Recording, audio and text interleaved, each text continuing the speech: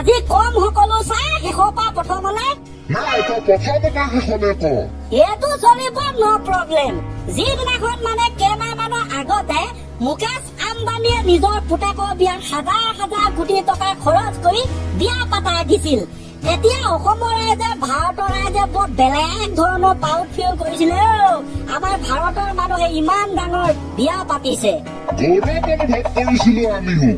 কিন্তু যাহা নেকি জিঅ' ৰিচাৰ্জৰ দাম বঢ়াই দিলে তাৰ পাছতে লাগি গ'ল হুলস্থুল এ মজা খাপ বাপেকে মাহাকক বোৱা ভাতৰ জোল এদাই ছাৰ আপুনি গম পায় নে নাপায় যে ভাৰততো নিবনুৱা সমস্যা বুলি এটা সমস্যা আছে তেনেকুৱা সমস্যা এটা আছে নিবা আজিহে গম পালো এ মজা বঢ়িয়া দেখোন ছাৰ দে হ'ব মেইন কেছটো কচোন কি হ'ল এতিয়া কথাটো হ'ল নিবনুৱা সমস্যা সমাধানৰ এটা উপায় কওকচোন ছাৰ উপায় বহুত আছে মানুহ শিক্ষিত হ'ব লাগিব কাম বন কৰিব লাগিব জনসংখ্যা নিয়ন্ত্ৰণ কৰিব লাগিব তেতিয়া নিবনুৱা সমস্যাটো লাহে লাহে নাইকিয়া হ'ব ইয়াৰ উপৰি মানুহে ব্যৱসায় বাণিজ্যত অকণমান ধ্যান দিব লাগিব চৰকাৰে নাইবা ইণ্ডাষ্ট্ৰী বিলাক খুলিব লাগিব তেতিয়া তাত কৰ্মসংস্থাপন পাব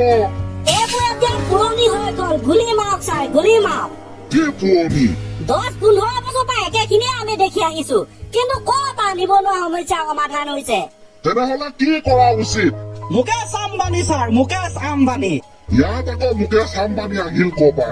তই ইটো বিষয় কবি লগাই দিবি পাছত মুকেশ আম্বানী আৰু এটা বিষয় ওলাব তাৰ বিষয় লগাই দিবি মুকেশ আম্বানী আৰে খাওঁতেও বওঁতেও শুওঁতেও পিন্ধোতেও কি মুকেশ আম্বানীয়ে নেকি সেইটোৱে মেইন বস্তু ছাৰ মুকেশ আম্বানী কেছটো কৈ আছো শুনক বিয়াৰ নামত কাৰ বিয়া হয়তো আপোনালোকে গম পাইছে আম্বানী পৰিয়ালে কিমান টকা খৰচ কৰিলে শুনিছো প্ৰায় 2000 কোটি টকা ৰাইট ছাৰ আৰু বৰ্তমান সময়ত গোটেই ভাৰততে জনসংখ্যা কিমান প্ৰায় 140-45 কোটি সেইয়া ছাৰ ওলাই গ'ল নে ক'ত ভাৰতৰ পপুলেশ্যন 145 কোটি ক'ত আম্বানী পৰিয়ালে বিয়াৰ নামত খৰচ কৰি দিলে 2000 কোটি এই যুক্তি দেখোন নথকা নহয় সেইটোৱে ছাৰ কথাটো আমি তাকে ক'বলৈ বিচাৰিছো যে ভাৰতত আমুক কোটি জনসংখ্যা আছে দেই গোটেইবোৰতো নিবনুৱা নহয় নিবনুৱা এখন লিষ্ট উলিয়াই বিয়াৰ নামত খৰচ কৰা 2000 কোটি দামী দামী চেলিব্ৰিটি বিদেশৰ ছিংগাৰ বিলাকক নিদি এই নিবনুৱা বিলাকক 1 কোটিকে দি দিয়া হেঁতেন আজি ভাৰতৰ নিবনুৱা সমস্যা খতম হৈ গ'লহেঁতেন ऐसा बात है क्या ओ तू ক'ত 2000 কোটি ক'ত 100-200 কোটি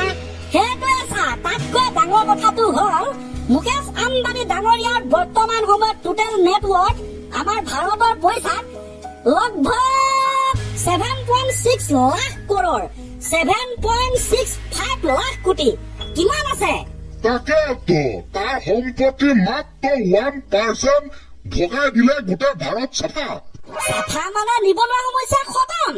কিছুমানে দুবেলা দুমুঠি খাবলৈ পোৱা নাই ইমানে কষ্ট কৰিছে ইফালে কিছুমানে নিজৰ পুতেকৰ বিয়াৰ নামত হাজাৰ হাজাৰ কোটি টকা খৰচ কৰিব পাৰিছে ইফালে ছাৰ তাতোতকৈ ডাঙৰ কথাটো হ'ল যে মুকেশ আম্বানী ডাঙৰীয়াৰ যিমান পইচা আছে সিমান পইচা আজিৰ পৰা একো কাম নকৰিলেও তাৰ 10টা প্ৰজন্মৰ মানুহে খাব পাৰিব তথাপি কিন্তু ভাৰতৰ মানুহক নেৰিলে যে ৰিচাৰ্জৰ দাম বঢ়াই ডেইলি লাখ লাখ টকা লুটি আছে তাকে এইবিলাক ভাবিলে কিন্তু সঁচাকে বেয়াও লাগে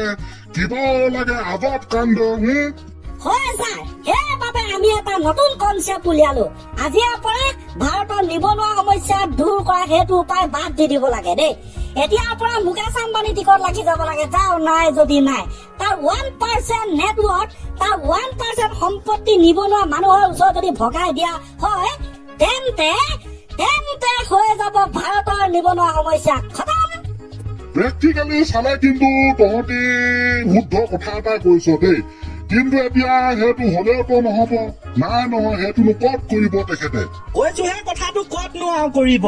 মাকে অষ্ট্ৰেলিয়াৰে আমি কেনেকে বোলো চৰকাৰী চাকৰি এটা পাম কেনেকে বোলো 10-15 হাজাৰ দৰমহা পাম সেইটো চিন্তা কৰো সিহঁতে কৰিব নেকি সিহঁতে চিন্তা কৰে বোলো দেশৰ ভিতৰতে পৃথিৱীৰ ভিতৰতে ধনী ব্যক্তি কেনেকৈ হওঁ